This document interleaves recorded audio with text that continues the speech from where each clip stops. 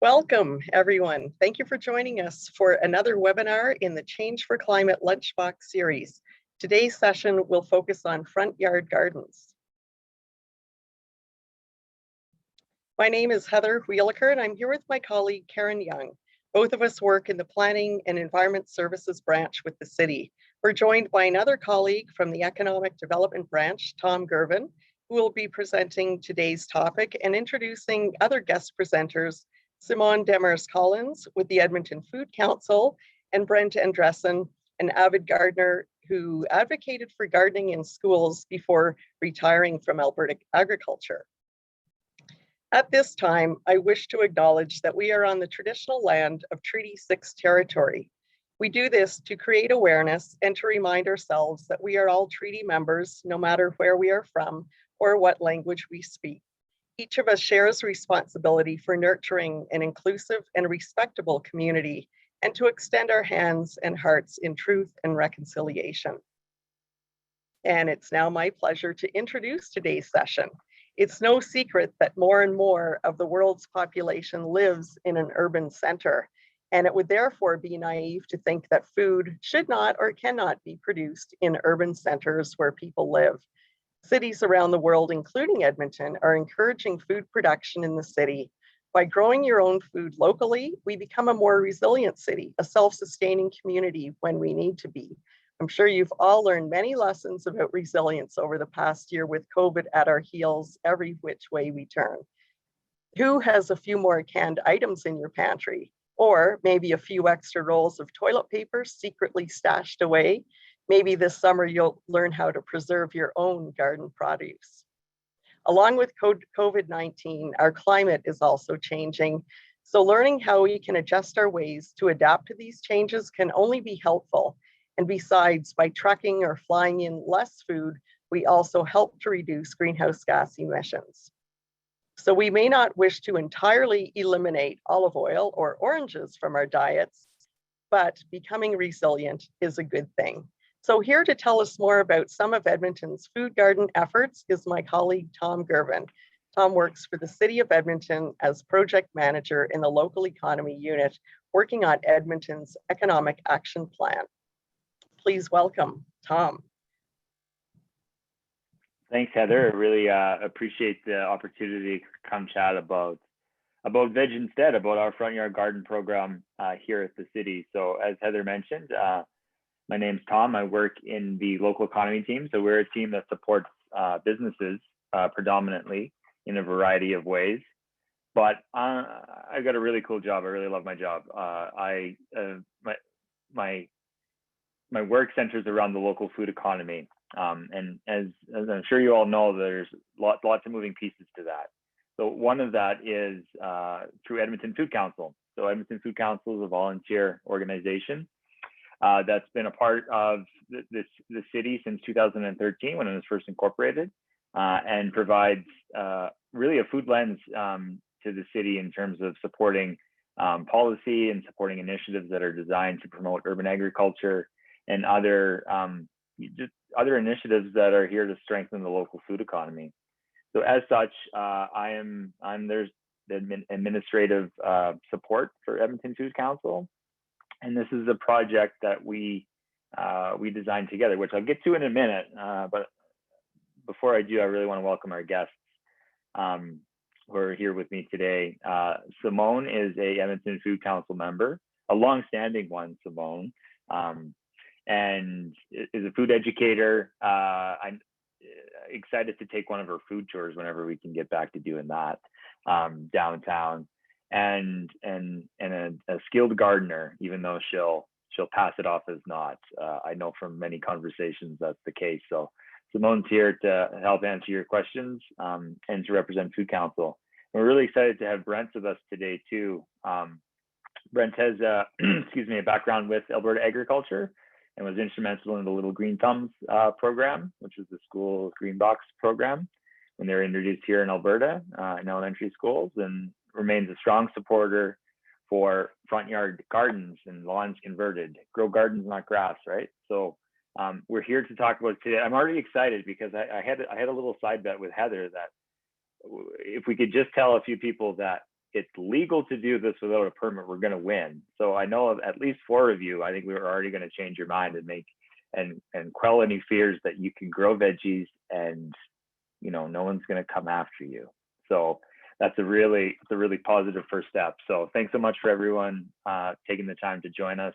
I mean, what better day to talk about growing food than when it's just a beautiful semi-warm shower outside, getting everything ready to green up even more. So like I said, Veg Instead is what we deem our program that we're going to talk about today. And it's a partnership between the City of Edmonton and Edmonton Food Council to encourage Edmontonians to grow food and vegetables, but to do so in non-traditional areas. So we're talking front yards, side lawns, balconies, the windowsill, a roof, you name it. Anywhere that you feel some food can grow, we want to encourage you to do it. As Heather mentioned, things like food miles, water retention, all kinds of, there's so many environmental benefits to growing food, which we'll get into a little bit, but essentially, we'll use the example as the lettuce. You reach out your window to grab some lettuce instead of it being on a truck coming from the southern United States or from Mexico, where most of our greens come from. It makes a big difference, and it all matters. So every little bit counts. So we're going to talk a little bit today about just briefly where this fits in from this. Like, why does the city care about this stuff? Well, we've got multiple strategies that focus on these types of efforts. The first being Fresh, which is our food and urban agriculture strategy. And there's many layers to Fresh, but essentially it's trying to promote urban agriculture and also to do so in an environmentally friendly way, which this program just really hits the nail right on the head. So we're excited about it from that perspective.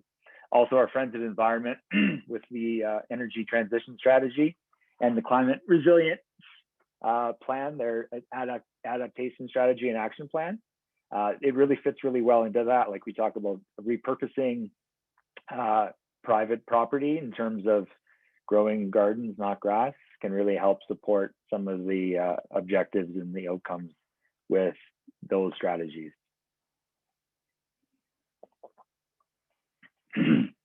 So here we go, the meat and potatoes of it all. You can grow food on private property, including your front lawns and balconies without a permit, which I know may come as a surprise sometimes. I know sometimes it feels like we need a permit to do everything, but excuse me, this isn't the case. You don't have to ask for permission. There's nothing that you need.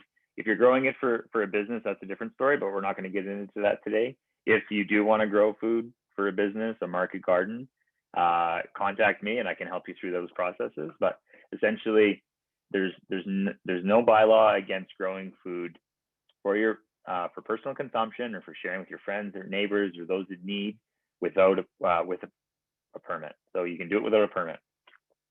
There is a caveat that if you belong to a homeowners or a condominium association, make sure to check their bylaws. But from a city's perspective, there's no bylaw against it. One other thing to note is Alberta One Call is a great resource and a necessary resource if you plan to dig in the ground. So click before you dig, or whatever their current mantra is. But make sure that you reach out to Alberta One Call if you're planning on doing any ground disturbance activities. So next, what should I plant and what can I plant in? So we talked about the ground. You can do it right in the ground. So dig it up. You get some new sod to put somewhere. Maybe create your own little golf course. I don't know, but I'm sure Brent will be able to answer some questions specifically about what that will entail. We could do it a little easier, I think, and more my speed would be into a raised garden bed. So you can build your own. You can frequent local hardware store, grab them online. Lots of different places that you can find raised garden beds. There's a couple in the picture here that are what you kind of typically see. And then you can also be a bit more creative in terms of containers and bins and buckets and bags and milk jugs and pop bottles and you name it. There's food can grow in anything. That's the great thing about it. There's not really a barrier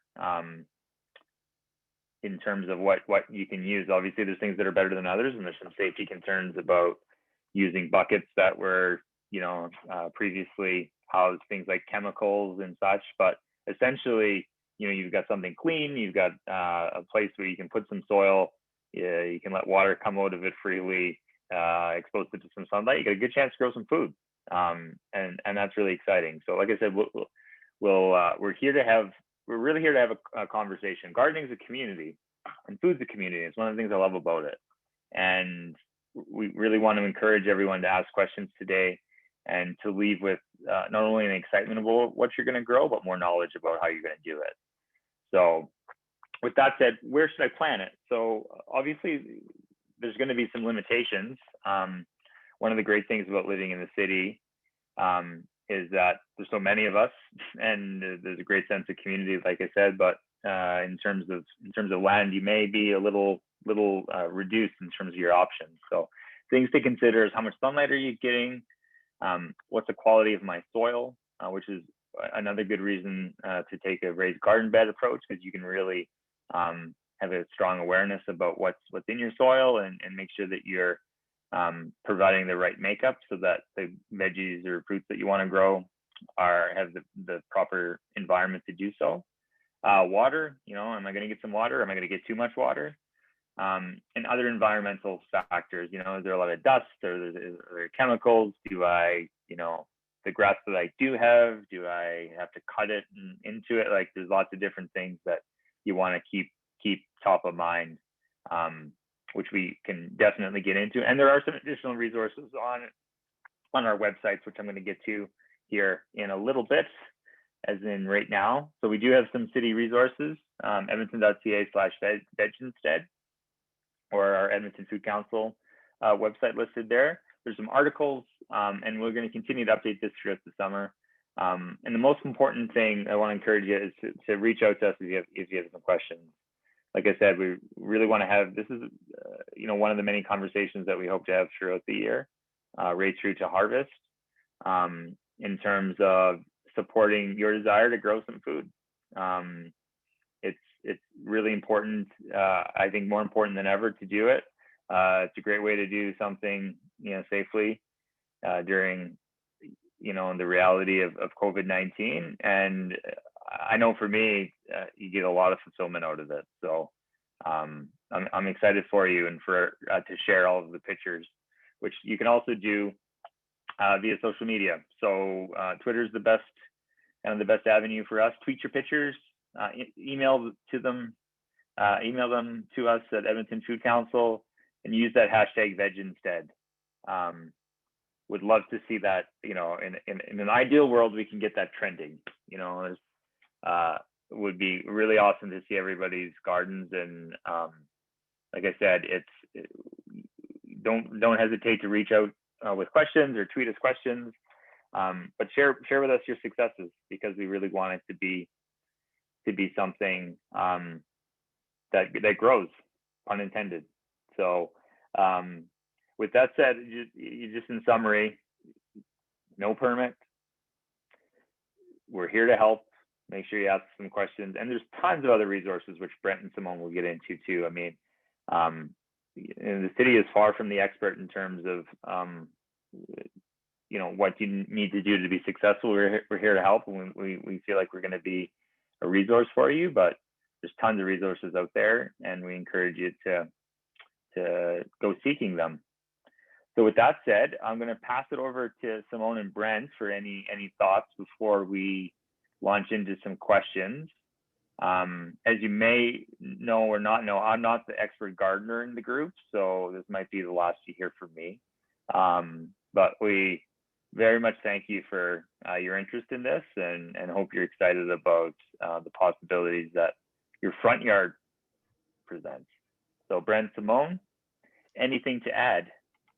Well, Tom, I'm just going to start off with something that I saw on social media a couple of days ago. There was a gal who has made friends with a couple of her neighbors' children. And she's an avid gardener, but she has a greenhouse and does her garden somewhere else, and doesn't want to bring the kids to this greenhouse. So she posted that she had asked her neighbors if it would be okay if her and the children planted a few things on kind of like the city boulevard, that section between the city sidewalk and the street. And her neighbors all said, no, that was perfectly fine as long as it wasn't too big, and and it was a learning experience for the kids. And so my first question to you, Tom, is, okay, the neighbors are all okay with what she's planning to do, and it's a great educational opportunity for the children.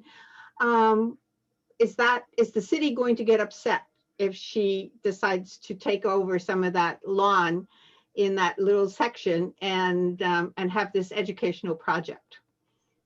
Well, that sounds like that's a great question. Thanks for that. And it sounds like a really fun idea. The boulevards are governed through our community gardens team, and they, I know, have multiple projects that are looking to activate them. So that's something that I suggest they or anyone that wants to grow on those pieces, reach out to them, and I'll drop that in the chat in terms of which email to reach out to. But in terms of, for our conversation today, it's really about, and from a permitting perspective, it's from your private property. So any property that you have access to that's privately owned. So you own it, or it's rented, it's leased to you, or you have permission to use it from another landowner. Yeah, really appreciate that very much.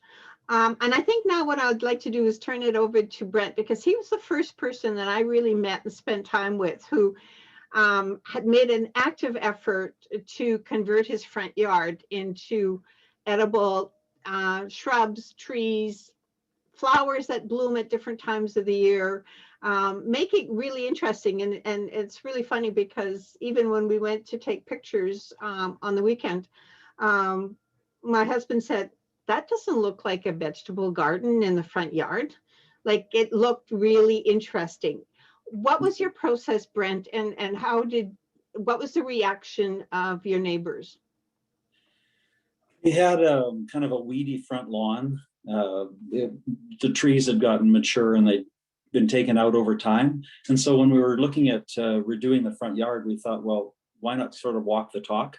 I was doing a lot of work with Alberta Agriculture and the school gardens. So I thought, let's see what we can do. So we had a bobcat come in and they took off all the soil and they kind of textured the land a little bit. And we started putting some things in. Then a long time ago, somebody said to us, we aren't human beings, we're human becomings. And it's a bit like that with gardeners. If you think, well, I've got to be a good gardener to start, you'll never start. So just put some things in and see what happens. And that's what we've done. We've put in some flowering, we put in some cherry trees, a plum. We use strawberries for ground cover and that kind of thing. So it's a kind of, as I was saying when you came out, it's kind of a lab. We just see what grows and what doesn't. Some things freeze, we replace them and carry on. Yeah, it's just, it's kind of an adventure from season to season. So I kind of really appreciate that. And what about, did your neighbors have any comments? They kind of wondered at the beginning what we were doing. It's a little unconventional for St. Albert. Mostly it was quite supportive. People would stop and say, well, that looks good and different. We've tried to put in some flowers and things to give color through the year. So we've got roses and lavender and grasses and things that maybe look a little bit more conventional. And then we put the rhubarb and potatoes and zucchinis, tomatoes in with that. So it's not like rows of gardens that you might see on a community garden. Mostly people are interested. They'll stop along the sidewalk and start pointing at, well, that looks like a potato or that looks like something. But mostly it's been really supportive. We've never had any feedback to the negative. We do share the seasonal bounty with the neighbors. One neighbor gave us some strawberry plants that she had left over, and so we give her strawberries every year. We have lots of cherries left over, so we donate to our neighbors the excess from the garden. So it's kind of they're quite supportive. It's kind of a community spot. Okay. Thank you. So Tom, I see there's a question here about greenhouses and cold frames and floating row covers in the front yard. Height restrictions, I think that's in your your kind of That's- domain? Yes, no, maybe? That's in my wheelhouse. Yeah. So actually, thanks for the question. It's a very good one. I have some information to share on it, which I'll send out. We can send that out to the group, Heather. Generally speaking, small ones are permitted, and they're permitted in general. It just depends on whether or not you need an actual permit for the structures, and I'll send out those specifics. But in general, smaller type ones are permitted without the need for a permit. So I'll send those details out. And if you have any, and there's a contact to follow up for more information on that. Another one here from Kelly. Thanks for the question, Kelly. How close to the sidewalk can we plant? Seeing that your front yard faces north, so close to the sidewalk is great. So in terms of closeness, anything on your private property. So typically there'd be a bit of a setback, but not much of one. So if you know where your property line is, great. And if not, you can contact me directly and I can probably give you a little bit more information about exactly where that property line is. But you can go right up to your private property. There doesn't need to be any setbacks for this. Versus like a building. So if you're building a house, you have to have setback the house specifically. It depends on the neighborhood, but there needs to be a distance away or distance from your property line in terms of your neighbor. But from a gardening perspective, there's no setback. And then David, thanks David for the boulevard. I mentioned about the boulevard, and I'll send out the information in terms of who to contact about if you have interest in doing something on your boulevard. But in general, in terms of planting in the ground in the boulevard, that's not something that's typically an option. Okay, I got a couple other ones in here. Great, these are great questions. Lori asks, I'm concerned about animals like rabbits, cats, dogs, etc. getting to my garden. I guess I would need a fence, but don't want to block out sunlight. Advice. Brent, you got any thoughts on that? Oh, we find that rabbits are really the only thing in our neighborhood. We had a lovely kale crop a couple years ago, and just when we were getting ready to harvest, the rabbits took it all out. They leave alone strawberries and rhubarb and the trees. So yeah, I think a chicken wire kind of fence over something would be advisable for things like that. They don't bother the lettuce, they don't bother carrots.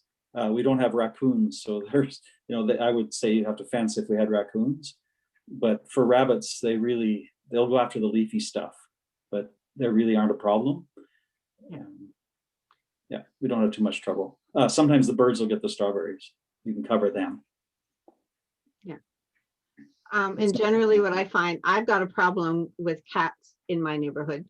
And so when I do all my beds and I get them all prepared in the fall, I usually cover them with a kind of like a plastic fence, like you just buy it at the dollar store or the Dollarama, whatever, whichever one you prefer. And usually you pay about $1 and just cover the whole thing. And I just put it down so that the cats can't go dig into it until the ground is totally frozen. So at least that allows it to be fairly clean. After I plant, sometimes I will use fabric in between my rows to once again discourage anybody from digging into the particular rows areas that I have planted. Sometimes that works. And I have one cat who's adverse to chili powder. And so I have been known to sprinkle a little bit of chili powder, and that sends that particular cat, who's kind of like the bane of my existence, into a different yard. And that's all I'm looking for. I don't want to injure the cat, but sometimes a really spicy kind of mixture that I can get inexpensively will allow the cat to disappear. The dogs, hopefully the owners will take care of the dogs. And if it's your dog, well, I'm not going to make any comments about whether the dog digs in the garden or not. But those are some of the things that we found generally chicken wire is your best bet covering anything that you want to protect. So those are my comments about the cats, dogs, and rabbits. That's great. Thank you. Thank you both. Lori also mentions about, she's dug up about an inch of topsoil for 300 square feet of her lawn, and needs to replace it. Thinking about purchasing a topsoil garden compost mix. The soil is very sandy. Did a soil test and was a bit low in nitrogen, phosphorus, potassium, and the pH was good. Any thoughts? You really can't go wrong with just adding peat moss to something that's sandy or clay-like. That's probably the best. You can do a lasagna composting where you put down cardboard or newspaper over top of grass, and then layer on top greens and browns, you know, the leaves and grass clippings, and then just let it go for a year and turn it over. You can do it quite a little bit of prep. There's not much prep to that, and just wait, let time take care of it. But mostly peat moss for the clay and the sand. And I guess one of the comments I'd like to make about that is one of the things that I learned last year is that there is no standard for what is called topsoil or black soil. There's no definition in anywhere. And so somebody like a developer, for example, could take start the topsoil and take it all off a new area in the city where they're developing and say, this is topsoil, and pile it all into a section. And then eventually, maybe a year or a year and a half down the road, get around to doing something about it, selling it or getting somebody to bag it or whatever. Meanwhile, that soil has deteriorated over a period of time because it's just been wind blown or it's been exposed to whatever environmental conditions it's at. And so we don't even know, like when we buy good soil, we don't like, or what we think might be good soil, exactly how good that soil is.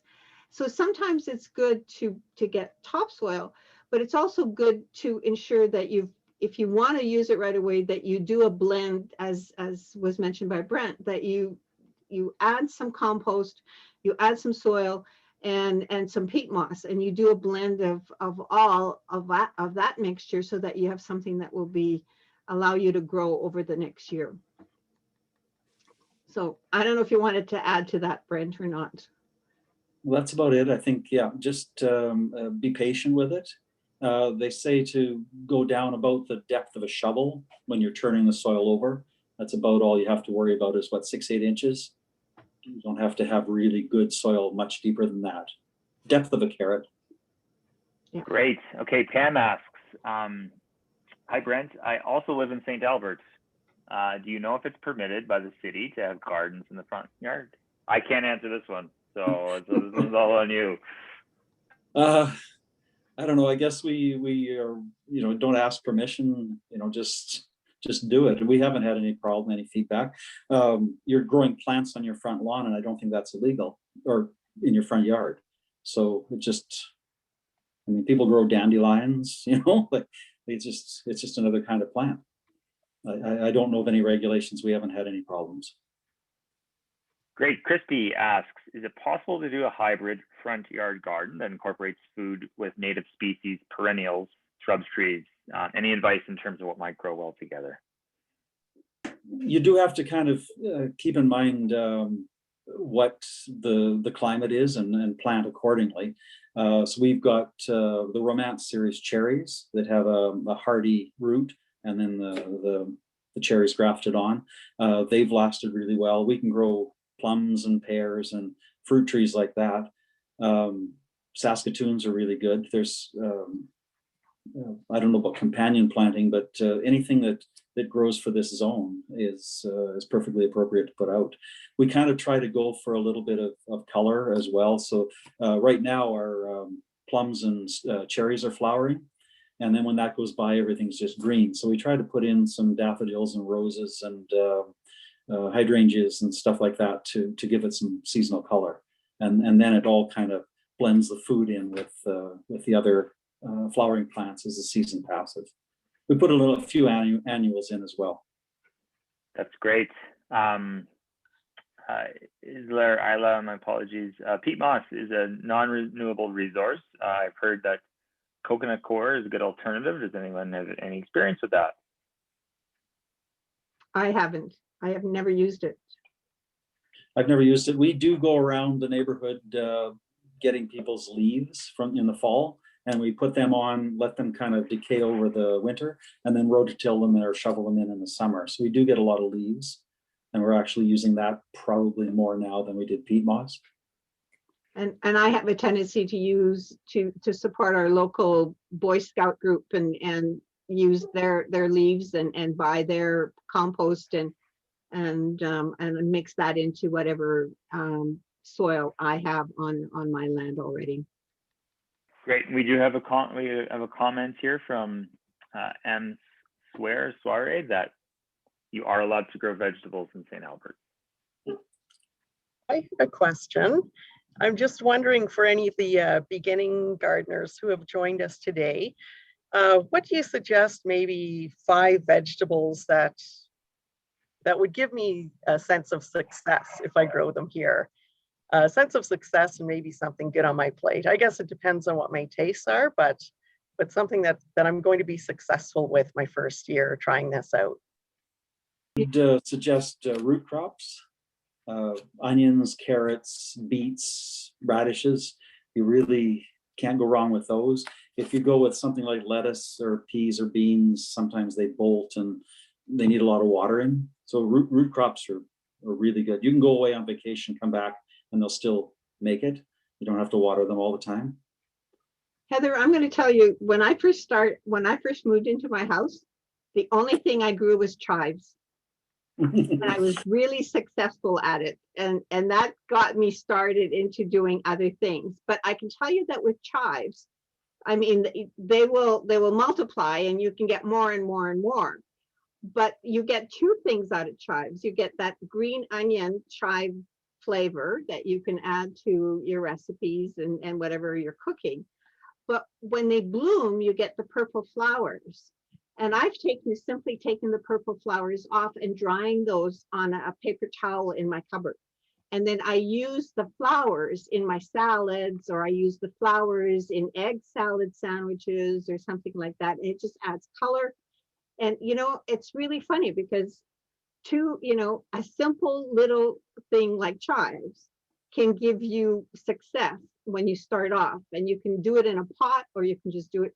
And then from there, you can go on and do some of the root vegetables and some of the other things. But for me, that was where I started like many years ago. And it guaranteed success in my world at that particular point in time. And if you ever plant dill, you've got dill for the rest of your life. So, that adds a little excitement to soups and things. Yeah, and it comes back just like chives. Might I do a little promo for Guide to Growing School Gardens in Alberta? If that's a Government of Alberta manual that we used to use with the schools, and it's got a section that deals with all the plants that you can grow, how long it takes to grow them, what kind of light they need. If anybody is looking for a good starter guide to vegetables, that's a pretty good one. So it's the Guide to Growing School Gardens in Alberta. If you Google that, you'll get the document. If you print it, it takes a lot of green ink, but you can use it online. Okay. Thank you. Great. Tatiana has a question. Where can I see some examples of front yard gardens in Edmonton? Well, I'll kick this one off. I live in Riverdale, and there's tons of gardens down here, and there's a few really great front yard ones. So if you're up for a Sunday drive or a bike ride, would be better. There's definitely some examples here. Simone, Brent, any thoughts? And before I say again, we want to see yours, so we'll hopefully spread the word. Hopefully we'll be able to just point you to a place where we can have lots of pictures and examples of it. But right now, that's not something we have. So Brent, Simone, any thoughts? Well, I have a whole bunch of pictures that I took last summer, and I will provide them for the group so that they are available on the City of Edmonton and the Food Council websites. I have some from Riverdale. I have some from Forest Heights, and some from St. Albert, of things that people have done. Simple things like rhubarb in a half barrel to extensive front yard boxes. And so those will be available as soon as we can get them up. And I get them to Tom. So that's one of the ways that we make sure, but certainly we would love to see what other people are doing. And we'll get that up on social media with the hashtag Veg Instead too. So you can check out Food Council's Twitter, and we'll keep posting as many pictures as we can on that resource. Okay, I've got one here. Our front yard faces northeast and gets pretty good sunlight in the morning with the big elm trees along the boulevard. We end up with dappled sunshine throughout the afternoon. Any suggestions on what might grow well without a lot of direct sunlight? Lettuces, things that might might adapt to cooler exposure, like they don't need bright sunlight all the time. Things like strawberries and some of those annual or perennials would work. Yeah, and so, rhubarb would work. I think that would work really well. Spinach, I have had some spinach success with, like less sunshine. At least that gives you some green. I'm not always successful with the mixed greens, but definitely with some spinach. And I have had success with onions. And if you plant it in the fall, with garlic as well, in a shaded area. Lori asks, how much compost do you put on a new garden space? How often and how much should you put on after it gets established? We've done things like trench composting. So if we have extra crab apples that fall in the fall, we just dig a trench and bury them, and then turn it over with rototills and shovels in the spring. If you put on compost tea, it can be too strong, and it can burn crops. But regular composting, if you just turn it into the soil in the off season, that'll be fine. So what would your mixture be, Brent? Like if I'm starting, let's say I'm doing a raised garden bed, and I wanted to incorporate some compost into my black dirt, what would a typical ratio be, or rule of thumb, I guess? It's hard to say. I don't really have a number for it. Most, if you put it in the fall, it will have dispersed and absorbed into the soil by spring, and we really haven't had a problem. I think the soil will take just about everything you can put on it, really. Yeah. I wouldn't worry about ratios, mathematical ratios. I'm not as organized as Brent is to dig in the apples in the fall and to collect leaves from the neighbors and all the rest of it. So I usually spread my compost in the springtime, and I will try to put about an inch of compost, 3/4 of an inch to an inch of compost on top of my soil, and dig that in. And I make sure that I dig it in really well, so that I don't plant in the compost, because planting in the compost is very much like a very strong compost tea. It will burn the seeds, and you're not going to be successful.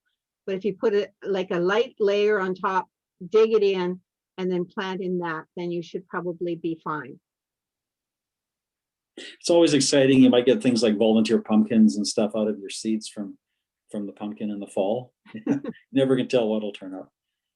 Yeah.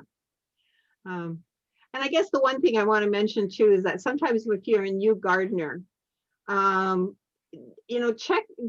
questions of people who've gardened. Like the first year that my husband said, "Oh, I think I'd really like horseradish." I thought, "Oh, we can grow horseradish in Edmonton." Nobody told me that horseradish spreads like wildfire. Like if you put it in, it spreads through roots. And digging it out is like a major adventure in exercise. So, before you put it in, either ask a really reliable garden center or ask some neighbors, if they've had experience with that, because things that will spread can be just as disastrous as things that don't grow. So that's just kind of a bit of a warning on, Absolutely. Anything like thyme, oregano, mint, plant them in a pot, bury the pot. Don't disperse the seeds. yeah, that's right. Those are, Save those money on the gym. Mhm. That's a great tip. Linda says, thanks for the question, Linda. We're renting and experimenting with large containers and have zucchini coming up, big, beautiful leaves, lots of flowers. Our hubby says they're all male flowers, and so far there's no zucchini. Any idea what's going wrong with that? Anything need to add to the soil? We started them in the house in February at a south-facing window. My understanding is some of those, the seed packets might have just male or female seeds in them. And you really can't tell unless you plant them and see what comes up. That's my understanding for zucchinis, is they may have just been the luck of the draw on the seeds. Yeah. But if you have really beautiful flowers, you could, just use the flowers, and deep fry those or bake those. I know you want the whole zucchini, but if that's the case, then just use the flowers, and consider that to be your crop for this year. Mhm. Morgan asks, does the McKinnon Food Forest still exist in Edmonton? My understanding was that it was a public food forest in the River Valley, started by the city's Root for Trees program, but can't find any recent info. I'm not too sure, Morgan. I know we still have an inventory of edible fruit trees available on our open data website, which I'll pop into the chat here in a minute. But Simone, Brent, any understanding on the McKinnon Food Forest? Well, my understanding is that it's still there, but sometimes the food forest trees have not been producing in the same as prolifically as we would expect them to, and I'm not quite sure why that is. And sometimes other people get to the trees before us. We can be watching, but like I said, check the map, because there are other food forests that the city has planted, and you may just have to go to another area. If you watch the here. River Valley, I'm sorry, if you've go ahead, watched the Brent. River Valley right now, you can see where the Saskatoons are flowering. So all along below the Marchand Mansion and through the valley, you can see the flowers for the Saskatoons, and keep track of where those trees are. How close to the street is safe for crops? Worried about car pollution? Great question. I probably wouldn't put lettuce or something that's harder to wash, and would probably focus on something more like root vegetables in closer to the street, or something that is easy to wash or to clean, to eliminate any problems with car pollutions. Any herbs, any like lettuce leaves, spinach leaves, those kinds of things, I would put further away from the street than closer. That would be my recommendation. With the sands and the salts and things that are put on the roads and drop off cars on the streets, that would be my argument not to plant on a boulevard. You keep it back. Yeah. How about growing corn? Any success? Find seed the shortest number of days to maturity. Go with a kind of variety that gives you a short season crop. We've had really good luck at home here using those earth boxes. Corn will grow in an earth box. Yeah. You just have to water it like crazy. It's a lot of watering with corn, and I know some of the gardeners with the Edmonton Horticultural Society who have done corn in large pots, but they've watered twice a day, just to make sure that there's enough water to allow the corn to mature. Question here: we have a small side garden in a raised bed, a raised side garden facing west, but a row of cedars blocks most of the sun. Intermittent when the sun moves around. So is it best to line the seeds up and plant north to south or west to east? That's a real tricky one, I know. I would say plant the short ones farthest west and the taller ones behind them. Otherwise, I don't know about rows any left or right or up and down. Just put the short plants in front so the light gets to the back of the bed. That would be my recommendation as well. Well, thanks to Ashley here in terms of the zucchini that produce separate male and female flowers in the same plant, not separate. So early in the growing season, squash plants tend to produce more male than female flowers. That's good. So thank you for that. Any other helpful comments in the chat about new beds, about no-till gardening? Thanks, David, for the food forest comments. That's really great. We just got a few more minutes here for questions and answers. So if you have any more, drop them in the chat. Otherwise, we'll let you go watch your garden grow, I guess. I don't know if there's much. I don't know if there's much better to do today on a rainy day than watch your garden grow. So I am going to suggest that the Farmer's Almanac, the website, you can put in your postal code. So if anybody's doing any planting this weekend, and they haven't decided what they're going to plant yet, you can just put in your postal code and they're going to tell you when's a good time to plant for the Edmonton area. It's a really, really good resource. And that's available from Farmer's Almanac by simply putting in your postal code. So I would recommend that to anybody. And then I guess one final thing that I would say is that when I worked in horticulture, I had a friend who would always say to me that he had made his riches by people who insisted on living in Alberta and planting before the May long weekend.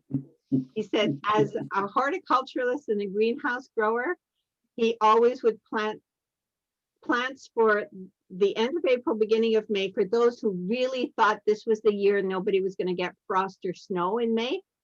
And then those who, waited until the second week of May, and then those who waited till the end, the May long weekend or the end of May. And he said, those people that always grew fast, he says, that's how I got rich.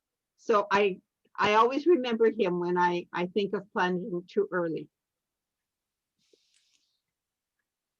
Yeah, we were out getting sunburned about 2 days ago, and now it's frostbite. So yes, exactly that. Thank you once again. Today's presenters, Tom Gervin with the City of Edmonton, Simone Demers-Collins with the Edmonton Food Council, and avid gardener, Brent Andresen, for sharing your time and your expertise with us. Thank you, Karen Young, for handling all of the logistical pieces to make today and the entire Lunchbox series happen. And to your audience, I hope we will see you at our next session on May 27. Visit changeforclimate.ca/Lunchbox series. I wish you a terrific afternoon. And on this upcoming long weekend, after the short blast of winter that we're forecasted to receive tomorrow, I hope you take some time to plan or to plant veg instead. Thanks, everyone.